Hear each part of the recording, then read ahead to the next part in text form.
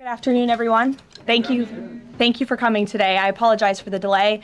I was once again with the president. He and I were both reviewing the newly released surveillance footage from FBI in the Savannah Guthrie case on just this heartbreaking situation with respect to her mother. The president encourages any American across the country with any knowledge of the suspect to please call the FBI, who continue to assist state and local authorities who are leading this investigation on the ground. And once again, I will reiterate that the prayers of this entire White House are with Savannah and her family at this time, and we hope this person is found soon and that her mother is brought home safely. President Trump has a very busy week ahead, so I will begin with some scheduling announcements today. Tomorrow here at the White House, the president will host Israeli Prime Minister Benjamin Netanyahu for a bilateral meeting. The remainder of the week will be focused on energy and deregulation.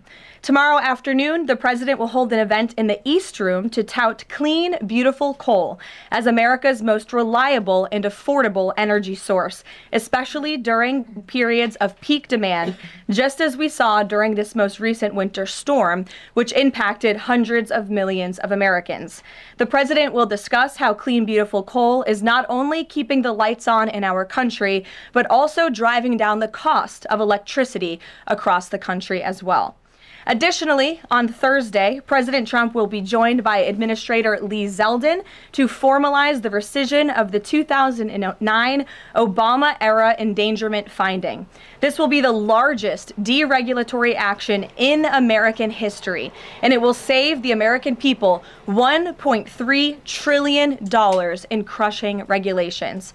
The bulk of the savings will stem from reduced costs for new vehicles, with the EPA projecting average per vehicle savings of more than $2,400 for popular light-duty cars, SUVs, and trucks. This is just one more way this administration is working to make life more affordable for everyday Americans. Overall, these groundbreaking actions from President Trump will drive larger economic growth, create thousands of good-paying jobs, expand manufacturing, increase consumer choice, and improve affordability for millions of families and businesses. Finally, on Friday, President Trump and First Lady Melania Trump will travel to Fort Bragg in the great state of North Carolina to meet with military families and the heroic members of our special forces who carried out the successful Operation Absolute Resolve in Venezuela and helped bring narco-terrorist Nicolas Maduro to justice. I know the President and First Lady are both greatly looking forward to this visit. Also, the First Lady will celebrate Valentine's Day at the Children's Inn at the National Institute of Health tomorrow, with children, families, and NIH staff involved in clinical trials. In other news this week, thanks to President Trump signing the largest middle-class tax cut in history, this is shaping up to be the biggest tax refund season ever, and we are in it now. President Trump and Republicans fundamentally believe that Americans deserve to keep more of their hard-earned money, not less, which is why he fought so hard to deliver this long overdue relief. From no tax on tips, overtime, or Social Security, to auto loan interest deductions on new American-made vehicles, plus increases to the standard deduction and child tax credit, more money is flowing back into the pockets of hardworking Americans.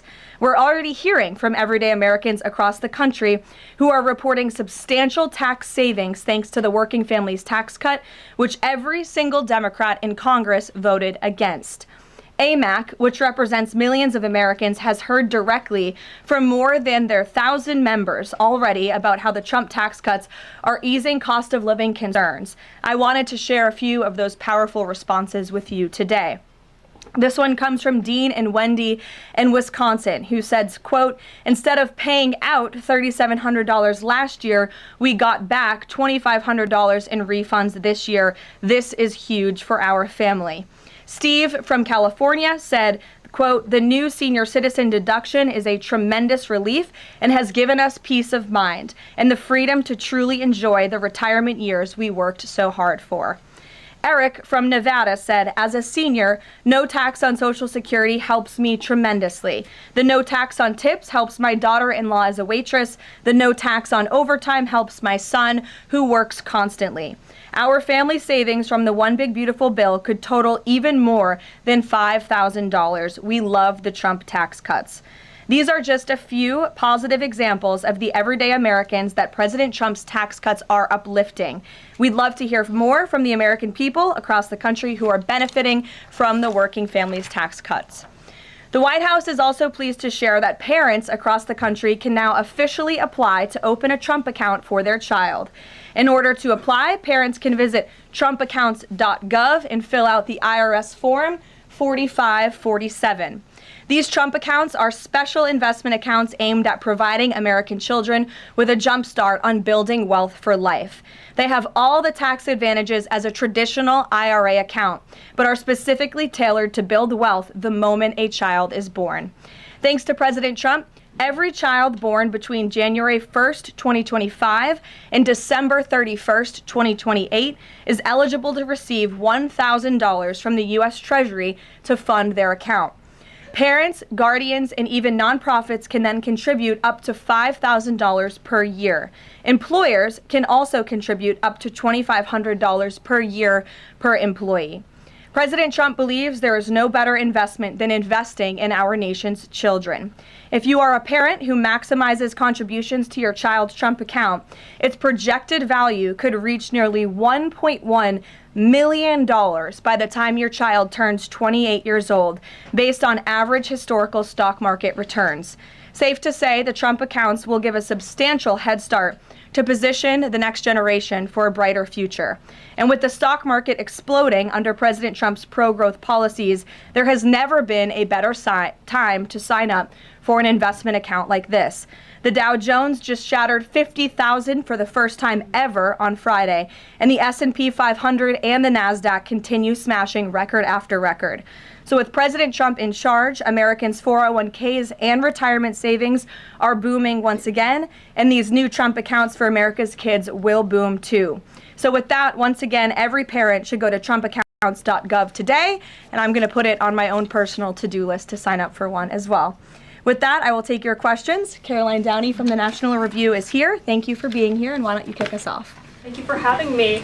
On the criticism that immigration enforcement has become arbitrary or not particularly prioritizing, Democrats have been circulating the statistic that only 14% of illegal aliens arrested under this administration are violent criminals, but we know that in deep blue cities with progressive district attorneys, it's common to plead down serious violent crimes into less serious offenses, which could be distorting those numbers. So given that backdrop, does the administration still stand by the messaging that you're targeting the worst of the worst, and does this prevailing narrative tell the whole story? Well, thank you for bringing this up, Karoline. I've seen this CBS report floating around.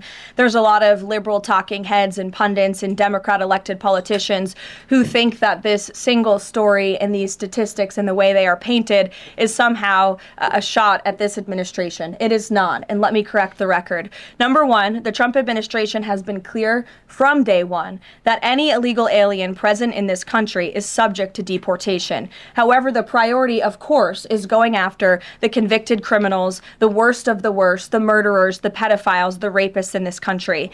Interestingly, in the CBS story, what the Democrat talking heads on television are not saying is this line. Nearly 60% of ICE arrestees over the past year had criminal charges or convictions. And among that population, the majority of the criminal charges or convictions are for nonviolent crimes. Oh, well, what are nonviolent crimes, you ask? This has coincided with what DHS has been saying all along, that approximately 70% of illegal aliens arrested under President Trump have pending criminal charges and or prior convictions. And these so-called nonviolent crimes, drug trafficking, distribution of child porn, burglary, fraud, DUI, embezzlement, solicitation of a minor, and human smuggling, just to name a few. So just because a crime is not violent in nature doesn't mean that crime is victimless.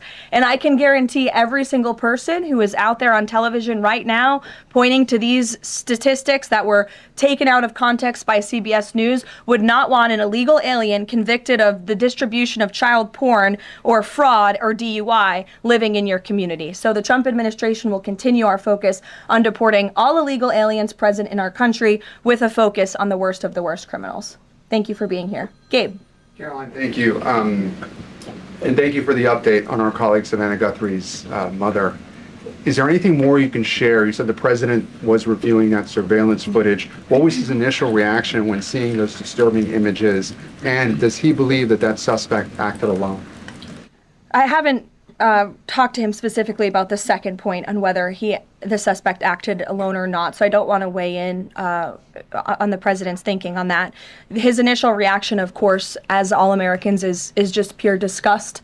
And again, it's heartbreaking to see now this footage really bring to life a story we've all been reading about. And again, we're just praying for the safety of Nancy Guthrie and that she will return home soon. And the president directed me to please encourage all Americans with any information to call the FBI, and we hope that this case will come to a positive resolution as soon as possible. We, of course, have a lot to talk about in a completely separate topic. I was hoping you can clarify something that's come up over the last several days, again, regarding a separate topic, Epstein files. According to newly released files, the president had a conversation with the Palm Beach police chief in the early 2000s, according to the police chief in 2019. The president has gone on record before, and he's told reporters that he said that that he had no idea about Jeffrey Epstein's crimes. During this conversation with the police chief, however, he did say, according to this recounting of it, that thank goodness you're stopping him. He also called Karoline Maxwell evil. My two questions are, did that conversation with the Palm Beach police chief happen? And can you explain the discrepancy? What I will say is that the president has always remained consistent and that he kicked Jeffrey Epstein out of his club at Mar-a-Lago because, frankly, Jeffrey Epstein was a creep. And unlike many other people who are named in these files, President Trump cut off his relationship with Jeffrey Epstein and was honest and transparent about that for years and years. And so I think what the president has said all along has always remained true. And the release of more than 3 million documents related to Jeffrey Epstein and his heinous, disgusting crimes just shows the level of transparency that this president and administration has committed to in bringing these files to light. But did he call the chief in 2006? Karoline, did he call the chief? Look, it was a phone call that may or may not have happened in 2006. I don't know the answer to that question. What I'm telling you is that what President Trump has always said is that he kicked Jeffrey Epstein out of his Mar-a-Lago club because Jeffrey Epstein was a creep, and that remains true. And this call, if it did happen, corroborates exactly what President Trump has said from the beginning. And I'm sure many of you, when you read that alleged FBI report, probably thought to yourself, wow, this really cracks our narrative that we've been trying to push about this president for many years. So we're moving on from that. Reagan. Thanks, Caroline. I want to ask you about the SAVE Act. NBC reported that there's some hesitation among House Republicans on adding absentee ballot restrictions into the SAVE Act. Can you explain what the hesitation is among House Republicans and also just provide a status of negotiations with Congress on the legislation? Sure. I can't speak for House Republicans, Reagan. I can obviously speak for the president, who is quite possibly the strongest supporter of the Save America Act, which, as you know, would require proof of citizenship to register to vote. It would require proof of identification, a photo identification before casting a ballot. And it would also ensure that there are exceptions made. I think that's what you're alluding to with these conversations with House Republicans for reasonable requests, of course, for our military, for individuals who are disabled and cannot make it to the polls. Those are reasonable, common sense things that I believe House Republicans are discussing amongst themselves. But as for the president, he's been very clear. He wants House Republicans and Democrats, too, if they were politically wise, to pass this legislation, for the Senate to pass it, to send it to the president's desk so it can be signed into law. Follow-up. I'm wondering when the last time the president spoke to Leader Thune was, and if he discussed using the standing filibuster to pass legislation. The president has given his position on the standing filibuster. As for his most recent conversation with Leader Thune, frankly, I'm not sure. I do know they speak very frequently. The president's in constant communication with both Leader Thune and the House Speaker, Mike Johnson. Stephen, I see we switched up our seating chart. Your direct line of sight now. Congratulations. Thank you to the Correspondents Association for recognizing the New York Post's reach. I've got two questions for you, one about the Guthrie case and then another about infrastructure. On the Guthrie case, does President Trump have a warning to the culprits here about what would happen to them, what federal consequences they would face if they do not release Nancy Guthrie unharmed? I think anyone who was involved in this depraved crime, this abduction, of course, we want to be seen held to the fullest extent of the law possible. And on infrastructure, can you explain why President Trump asked Chuck Schumer to help him rename Penn Station and Dulles Airport after himself? Why is he interested in having his name on those two buildings? And why are the Gateway Tunnel funds the proper point of pressure to get that to happen? To your first question about the renaming, why not? It was something the president floated in his conversation with Chuck Schumer. As for the funding, the president has addressed that separately himself. Danny? Thanks. Today, the vice president's account posted and then deleted a tweet about the Armenian genocide. And then last week, President Trump's Truth Social account posted and then deleted a racist video about the Obamas. And the White House again blamed that on a staffer.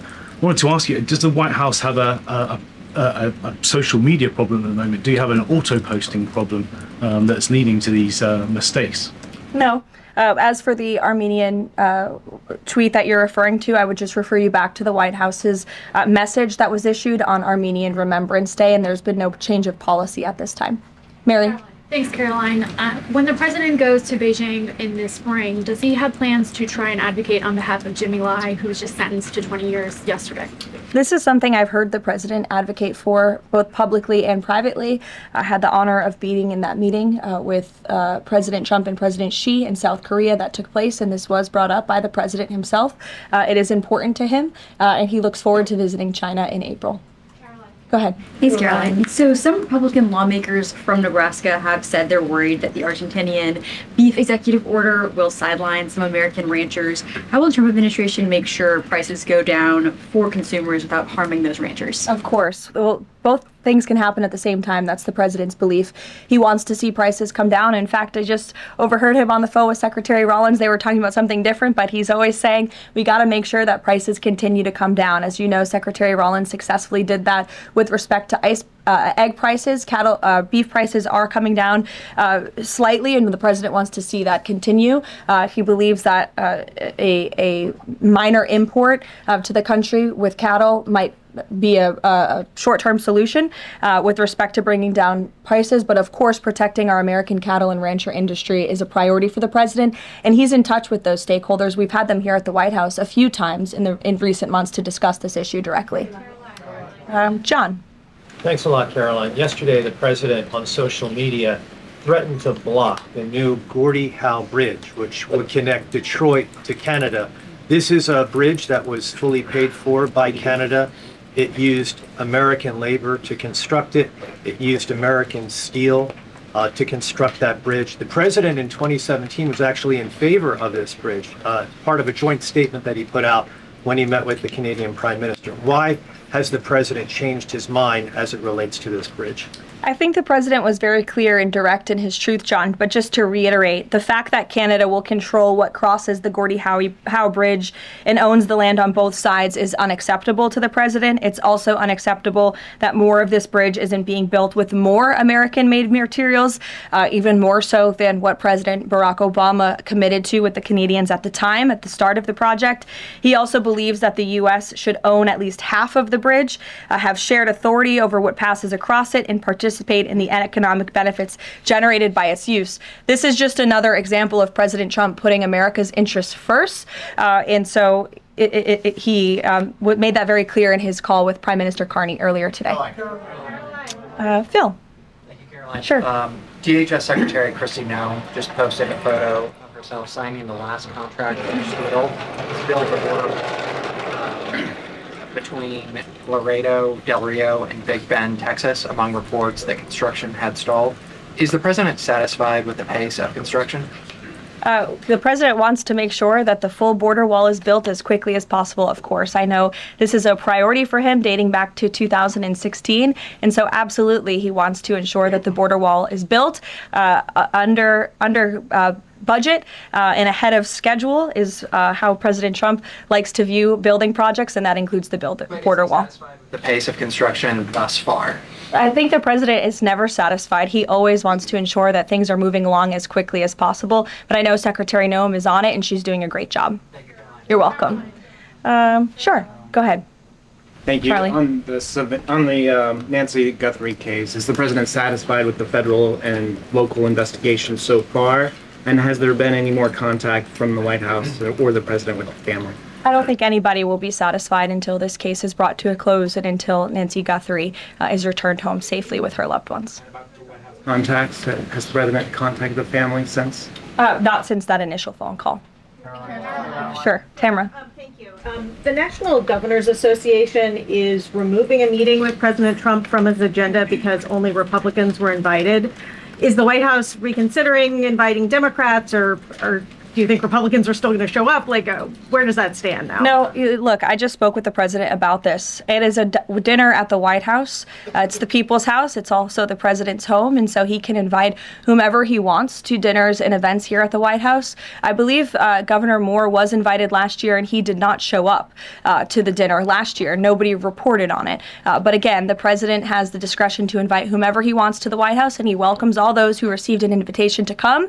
And if they don't want to, that's their loss. On Ghislaine Maxwell, is the president going to rule out a pardon for her in her testimony, deposition yesterday? Her legal team seems to be making a case again for a pardon from the president. Again, this is not something I've discussed with the president recently because, frankly, it's not a priority. He's focused on many of the issues that the American people are dealing with and providing solutions to those issues. So I haven't spoken with him recently. Last time we did speak about it, he said it's not something he's considering or thinking about. Go ahead, Bloomberg. Thanks, Caroline. Secretary Litnick today was testifying on the Hill, and he said that he had visited Epstein's Island in 2012 with his wife and children, and that's after he said that he had cut ties with Epstein, and the Justice Department documents show that he was in contact with Epstein through 2018 over messages. So does the White House stand behind Secretary Litnick right now, or given what he has said today, has there been any shift in how the White House is viewing Secretary Lutnick's performance? No, Secretary Lutnick remains a very important member of President Trump's team, and the president fully supports the secretary. I will just point out that there are a lot of wins in the news this week that people in this room have not asked about because you continue to ask questions about the same subject, so let me point them out for you. Again, on Friday, the Dow shattered 50,000 for the first time ever. This week, the American Society of Plastic Surgeons came out in opposition to gender mutilation surgeries for children. They are the first major medical group to do so. A federal appeals court today, nobody asked about that, just upheld the Trump administration's policy of detaining illegal aliens, validating the strong measures that have driven illegal crossings to historic lows, and sent a crystal clear message that under President Trump, if you enter the country illegally, you will be detained and removed. The murder rate, again, not a single question about this, has plunged to a 125-year low as crime falls across the board, thanks to President Trump's crime crackdown. We also saw this week national median rents have fallen to a 4-year low following 6 consecutive monthly declines, and mortgage affordability has surged to a 4-year high. Home ownership is the core foundation principle of the American dream, and I will repeat that mortgage affordability this week surged to a 4-year high, but not a single of mention of that in this briefing room today. And again, this came out last Friday, but for an unprecedented 9th straight month, there were 0 illegal border crossings at the southern border. So we're going to get back to business. The president is very busy today, and you will see him all tomorrow at the event in the East Room touting his administration's energy policy. Thank you.